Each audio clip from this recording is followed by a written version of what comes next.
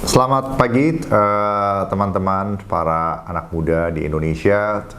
Sekarang kita tiba di suatu sesi yang khusus membahas mengenai kepemimpinan Presiden Soekarno. Pemikiran-pemikiran beliau tentang geopolitik, geostrategi yang perlu kita eksplor lebih jauh lagi sebagai generasi penerus bangsa.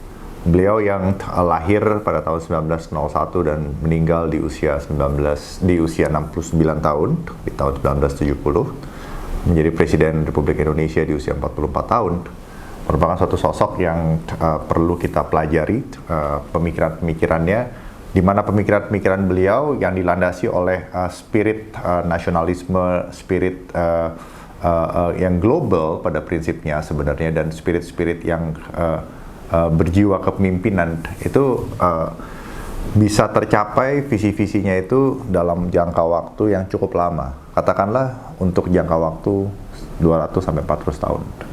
Nah, untuk seorang pemimpin strategis seperti Bung Karno, ya, atau bisa dikategorikan juga sebagai seorang grand strategist, ya, atau ahli strategi, pemikiran-pemikiran yang disampaikan itu untuk bisa terwujud itu melebihi masa hidupnya 100, 200, bahkan bisa 400 tahun ya.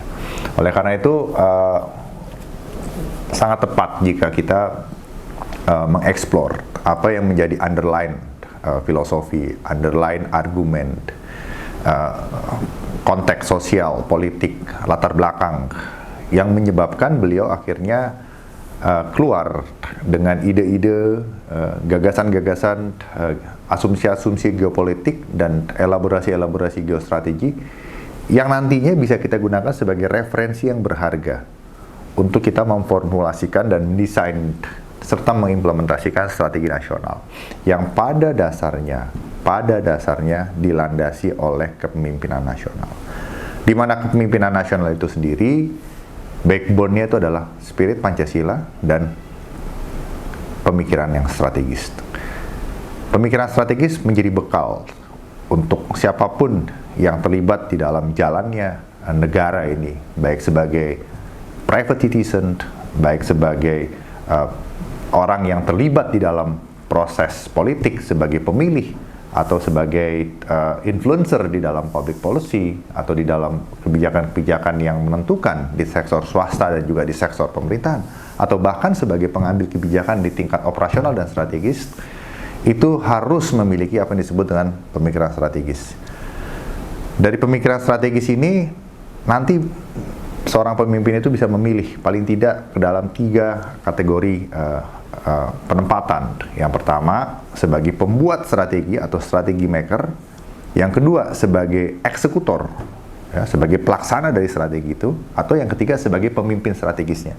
Karena ada perbedaan antara pemimpin strategis dengan manajer.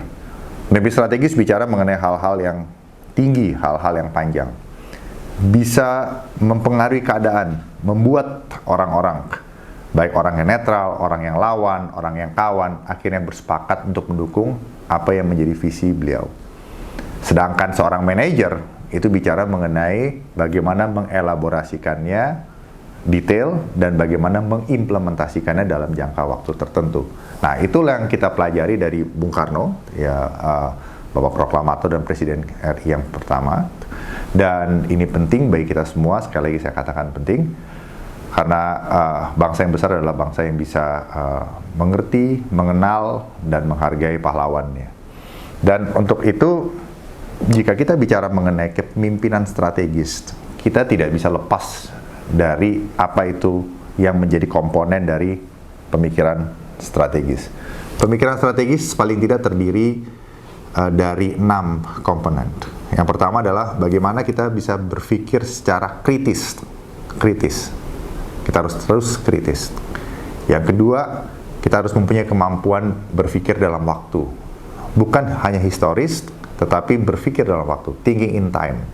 Membaca fenomena sekarang dan ke depan berdasarkan referensi di masa lalu, membaca kondisi ke depan berdasarkan referensi saat ini, dan berusaha memahami kondisi saat ini berdasarkan asumsi apa yang akan terjadi di depan. Itu yang disebut dengan berpikir in time. Jadi berpikir 3 dimensi. Yang ketiga adalah berpikir sintesis. Berpikir sintesis berarti berpikir bagaimana kita menghubungkan hal-hal yang kelihatannya tidak terhubung, tetapi menjadi berharga, melahirkan impact yang strategis jika kita tahu bagaimana menghubungkannya. Yang keempat adalah bagaimana kita berpikir sistemik, bahwa di dalam pelaksanaannya, strategi dan kepemimpinan itu bukan berada di ruang hampa. Kita berurusan dengan orang lain, kita berurusan dengan sesama, kita berurusan dengan banyak aspek lain dalam kehidupan ini yang membutuhkan kemampuan kita untuk bisa berpikir dan bertindak secara sistemik, mempengaruhi sistem itu, baik secara langsung atau tidak langsung. Yang kelima adalah berpikir kreatif. Berpikir kreatif di sini bicara mengenai creating atau menciptakan dari yang sebelumnya belum ada menjadi ada. Beda dengan creating dalam konteks penciptaan dilakukan oleh Tuhan. Tetapi kemampuan kreatif di sini adalah bagaimana kita manusia sebagai insan ilahi mampu menggunakan, memberdayakan apa yang sudah Tuhan Yang Maha Esa berikan untuk bisa menciptakan hal-hal baru dari apa yang Tuhan sudah berikan. Jadi kembali lagi, bangsa yang kritis, bangsa yang terus menggali dan mengeksplor pasti akan menemukan hal-hal baru.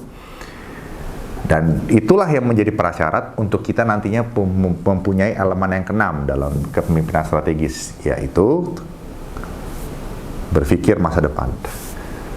Tidak mungkin kita bisa berpikir masa depan jika kita tidak mempunyai pemikiran yang kreatif. Tidak mungkin kita bisa mempunyai pemikiran yang kreatif jika kita tidak bisa berpikir sistem. Tidak mungkin kita bisa berpikir sistem jika kita tidak tahu dan tidak pernah berpikir sintesis. Tidak mungkin kita bisa berpikir sintesis jika kita tidak mempunyai kemampuan berpikir dalam waktu.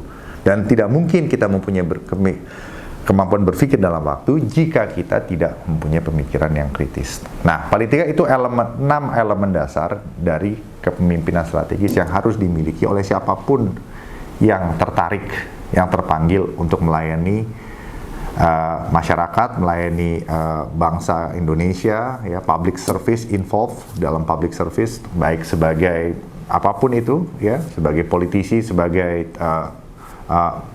aparat negara, atau sebagai pengusaha, sebagai profesional, karena semuanya itu pada prinsipnya adalah sama di mata hukum. Siapapun bisa terlibat di dalam mengubah nasib bangsanya. Nah, dari 6 pemikiran itu, sebenarnya tujuan dari kepemimpinan itu ada 2. Yang pertama adalah kepemimpinan sifatnya transaksional, atau yang kedua adalah kepemimpinan yang sifatnya, nature-nya, karakteristiknya adalah transformasional.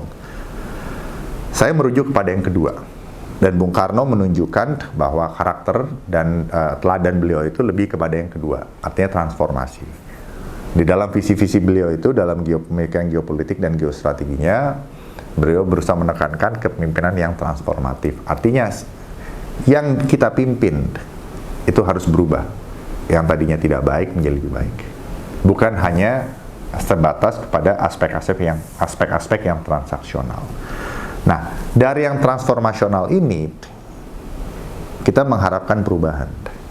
Dan perubahan-perubahan ini, baik itu perubahan yang sifatnya sosial dan perubahan-perubahan yang sifatnya itu teknikal, itu semua bisa diukur. Dalam kebijakan publik, kita mengenal istilah indeks. Indeks kesetaraan, indeks kesejahteraan, indeks kehidupan yang layak, indeks persatuan bangsa, ya, indeks demokrasi itu merupakan salah satu cara, metode untuk mengukur apakah kepemimpinan kita ini sudah berhasil atau belum. Nah, jika kita mau melihat efektivitas kepemimpinan strategis transformasional atau tidak sejak era reformasi, setelah era presiden kita yang kedua, Presiden Soeharto, yang juga perlu kita apresiasi dan juga pelajari terus eksplor, begitu juga presiden-presiden selanjutnya sampai presiden saat ini, Presiden Jokowi, itu adalah indeks saat itu dibandingkan indeks sekarang. Katakan misalnya corruption index tahun 97 sebelum Presiden Soeharto lengser saat itu, dan dengan sekarang. Bagaimana? Indeks yang menggambarkan sila kedua, seperti misalnya kualitas hidup, indeks kualitas hidup, sebagai gambaran dari kemanusiaan yang adil dan beradab. Lebih baik atau tidak? Yang ketiga adalah indeks persatuan. yang menggambarkan sila ketiga. Yang keempat, indeks demokrasi yang menggambarkan sila keempat misalnya. Ya, yang kelima, indeks-indeks yang berhubungan dengan equitability, seperti misalnya welfare state index atau misalnya Gini coefficient, kesetaraan, ketimpangan atau tidak dalam hal kondisi ekonomi. Itu kita bandingkan saja. Jika memang tidak ada perubahan dan sekalipun ada perubahan tetapi tidak signifikan, berarti memang apa yang kita harapkan dari kepemimpinan strategis demokrasi Indonesia selama kurang lebih 24 tahun sejak tahun 98 belum transformasional. Bukan saya bilang tidak transformasional, belum cukup transformasional. Ini harus menjadi titik koreksi bagi kita semua. Dan yang berikutnya, kita juga harus mengenal karakter bangsa. Setiap bangsa itu mempunyai destininya masing-masing. Pada akhirnya yang mempunyai kekuasaan di alam semesta ini adalah Tuhan, pencipta Halik langit dan bumi. Ya, Tuhan yang Maha Esa. Segala sesuatu ada batasnya. Begitu juga Tuhan memiliki kehendak yang berbeda-beda dan unik bagi setiap bangsa. Oleh karena itu Indonesia tidak perlu menjadi bangsa A, B, C, D, E, tapi Indonesia hanya perlu menjadi bangsa Indonesia sendiri berdasarkan kompas hidup yang Tuhan sudah berikan dalam wujud Pancasila. Oleh karena itu kita harus bisa reinterpretasikan Pancasila sebagai working ideologi dalam konteks kekinian tanpa menghilangkan esensi dan eksistensialisme dari Pancasila itu sendiri. Nah, itulah yang menjadi kompas hidup kita, center of gravity kita, pusat kekuatan kita yang harus kita jaga, karena pusat kekuatan kita juga merupakan pusat kelemahan. Oleh itu kita harus jaga. Nah, di dalam pelaksanaan Pancasila ini sebenarnya tidak jauh beda dengan bagaimana bangsa-bangsa besar lainnya. Contohnya seperti di masa lalu ada Assyria, ada Babilonia, Mesir kuno, Persian, Yunani, Roman Empire, Ottoman Empire, British Empire, atau sekarang American. Mereka stick terhadap ideologi yang mereka yakini sebagai kompas hidup, atau yang disebut dengan manifest destiny. Manifest destiny, atau dalam bahasa Indonesia adalah takdir ilahi bagi bangsa itu ke depan apa. Nah, itu yang harus kita pegang. Nah, dari situ roh kepemimpinan itu mengalir, ya. Nah, kita harus mempunyai spirit bahwa kita terpanggil lahir sebagai seorang yang Indonesian, pasti mempunyai tujuan hidup di level pribadi. Bangsa Indonesia juga mempunyai tujuan hidup.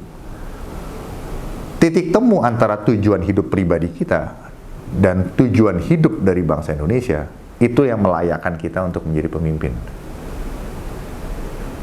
Karena kalau belum match, belum pas. Karena posisi tidak menjadikan seorang pemimpin. Karena pemimpin itu adalah spirit yang akan membawa orang pada suatu posisi yang menentukan untuk mengubah nasib bangsanya. Yang kedua adalah kita harus menjadi trendsetter di tingkat global dalam kapasitas kita. Kita tidak boleh berpikir kita sebagai korban, tapi kita harus berpikir kita sebagai victor atau pemenang yang men-shaping keadaan. Kita bisa belajar dari bangsa Amerika. Bangsa Amerika dulu adalah bangsa yang terjajah, ya, terjajah oleh bangsa Inggris saat itu, yang akhirnya mereka memutuskan untuk mereka berjuang melawan, ya, imperialisme atau kolonialisme yang ada di Amerika yang dilakukan oleh Inggris dan Perancis saat itu. Nah, kembali lagi, kita tidak boleh melihat dalam konteks kita adalah korban dari bangsa lain. Karena pada destininya untuk bertahan secara natural, Thomas Hobbes juga sudah mengatakan bahwa orang itu pasti akan berjuang dan akan expand. Dan akan ada yang namanya pergulatan atau civilizations yang struggling dari sisi realisnya. Walaupun dari sisi positifnya, idealismenya, kita bisa bilang bahwa manusia tetap walaupun bersaing tetap akan bekerja sama.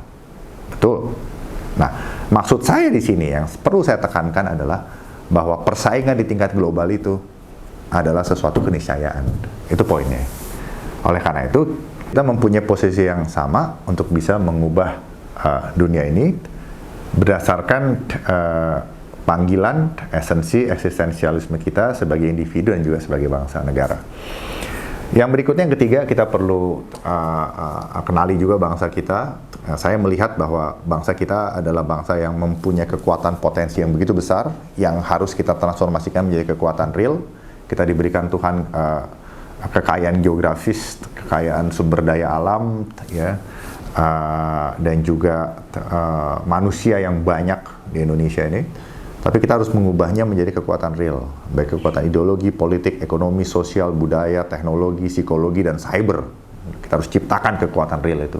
Bahwa kekuatan real itu nanti akan menjadi instrumen-instrumen kekuatan nasional yang digunakan oleh pemerintah untuk kembali mengelola yang potensial menjadi real.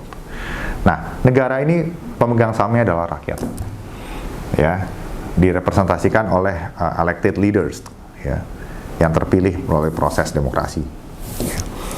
Yang saya mau tekankan di sini adalah walaupun kita itu memiliki destiny besar, saya tidak melihat atau belum melihat bahwa Indonesia itu mempunyai panggilan sebagai superpower. Karena biasanya superpower itu bangsanya agresif.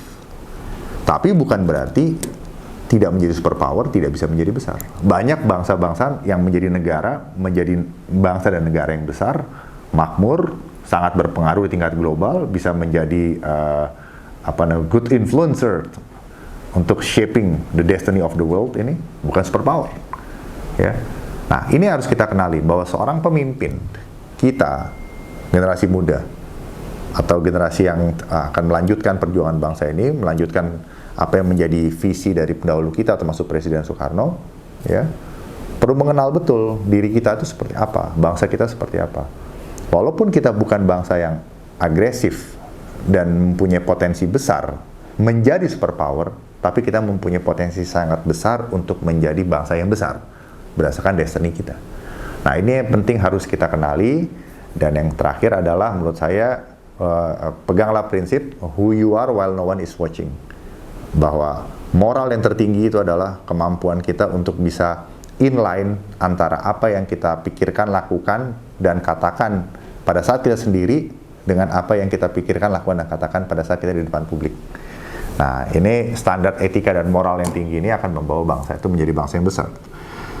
Nah, ini penting, bahwa kemampuan kita untuk kritis, kemampuan kita untuk mengubah nasib diri kita sendiri, bangsa kita, dan juga dunia, itu akan membuat kita benar-benar mempunyai determinasi yang kuat untuk bisa men-shaping keadaan, membawa destiny bangsa kita ini bukan hanya sebagai bangsa yang kuat di tingkat subregional, sebagai middle power, minor to middle power. Indonesia saat ini ada posisi minor to middle power, artinya negara yang berpengaruh di tingkat subregion, dalam hal ini ASEAN dan ASEAN dan juga ASEAN Plus, tetapi menjadi kekuatan yang bisa dikatakan regional, ya, meningkat menjadi kekuatan yang disegani di Asia.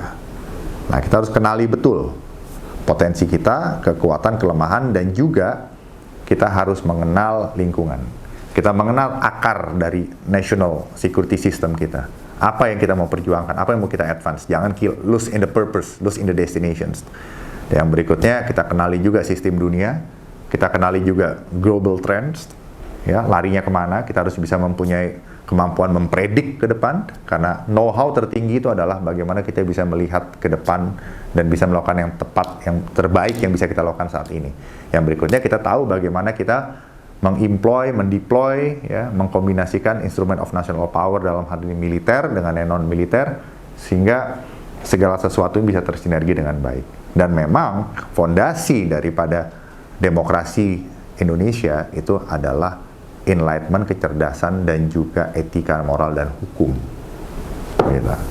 Kalau itu nggak jalan, menurut saya itu rumus apapun, model apapun yang dikembangkan oleh para doktor, PhD, para pemikir-pemikir besar akan susah terimplementasi, karena pada akhirnya strategi besar seperti yang dimiliki oleh Presiden Soekarno sebagai seorang pemimpin, ya, itu perlu dijalankan oleh orang-orang yang memang mampu menjalankan, gitu. Dan itu tidak cukup dalam masa hidup beliau, tetapi juga setelah masa hidup beliau. Dan kita ini, saya sendiri di sini adalah lapisan akhir dari generasi X, ya, kelahiran tahun 77. Ya, karena itu sampai tahun 80 generasi X, dan juga generasi Y dan generasi Z. Ini kita yang memegang kunci-kunci penting dalam perjalanan bangsa Indonesia, paling tidak sampai 2045 dan sampai 25 tahun setelah itu. Berarti paling tidak 50 tahun ke depan. Dan pentingnya kita untuk bisa mengamankan dan memajukan kepentingan nasional Indonesia dengan cara-cara yang strategik, out of the box, ya, baik yang menggunakan pendekatan yang konvensional, pendekatan-pendekatan yang non konvensional, misalnya pendekatan-pendekatan yang selama ini kita lakukan, pendekatan militer, bagaimana kita bekerja sama dengan dunia internasional, ya, dalam konteks kerjasama, dalam konteks kompetisi, dalam konteks konflik, dalam konteks perang, gitu ya. Nah, di sini kita harus fleksibel karena perang itu bukan hanya perang militer yang terjadi di era perang, tetapi perang dalam konteks persaingan itu terjadi kapan saja, gitu. Menggunakan instrumen yang non militer dalam masa damai, dalam masa suatu negara A, negara B, dengan negara C bekerja sama, bahkan ada krisis hubungan sedikit gitu, disitulah terjadi perang sebenarnya. Dan bisa menggunakan domain cyber, ya, domain luar angkasa, ya, yang bukan hanya domain darat, laut, dan udara, untuk kita mengamankan dan memajukan kepentingan kita. Oleh karena itu, buat saya, pemimpin ke depan, kita harus terus mengasah diri kita, mengkritisi diri kita sendiri, jangan pernah berhenti belajar, dan pelajari dengan betul apa yang pernah diberikan oleh para pendahulu kita, sehingga kita bisa tahu kompas perjalanan bangsa ke depan, koordinat-koordinatnya. Ini penting, dan mengubah dunia dimulai dengan mengubah diri sendiri, mengubah bangsa ini, dan mengenal apa yang menjadi jati diri kita, dalam hal ini Pancasila, sebagai center of gravity, sebagai kultur strategis, dan juga way of life yang terimplementasikan dalam keseharian. Untuk selanjutnya, nanti kita akan bertemu lagi di video yang selanjutnya, ya. Jangan lupa untuk like, komen, share, viralkan. Terima kasih.